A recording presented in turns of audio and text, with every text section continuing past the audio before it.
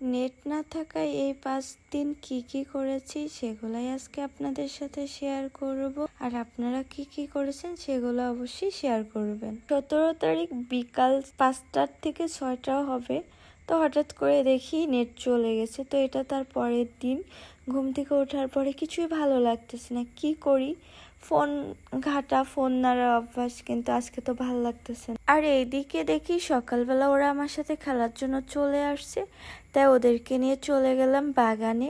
বাগানে অনেকগুলো ডালপালা কাটা ছিল, তার পাতাগুলোই পড়েছিল, তাই ওগুলো এখন ঝাড় দিয়ে দিয়ে আমি একসাথে গোছাচ্ছি। তারপরে এগুলো উঠে শুকাতে দেবো, তারপরে এগুলো দিয়ে রান্না করব। এইদিকে আমার চাচাতো ভাইকে আমি বলতেছিলাম তুই ওই পাশে সর, কিন্তু না সরে আমার সামনে দাঁড়ায় আছে।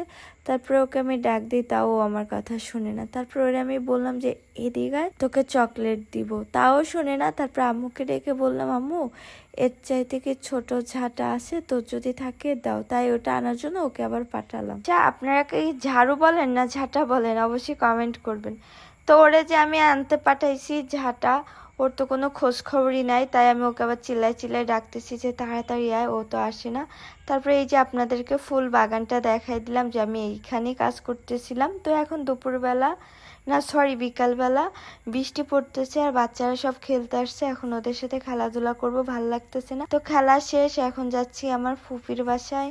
আমার ফুপি সিকা বানাচ্ছিল পাটের রশি দিয়ে, সেগুলাই দেখার জন্য। চলেন আপনাদেরকেও দেখাই। এই যে আমার ফুপি সিকা বানাচ্ছে, এগুলো অনেক সুন্দর লাগে বাস্তবে দেখতে, ক্যামেরায় কতটুকু বোঝা যাচ্ছে জানি না।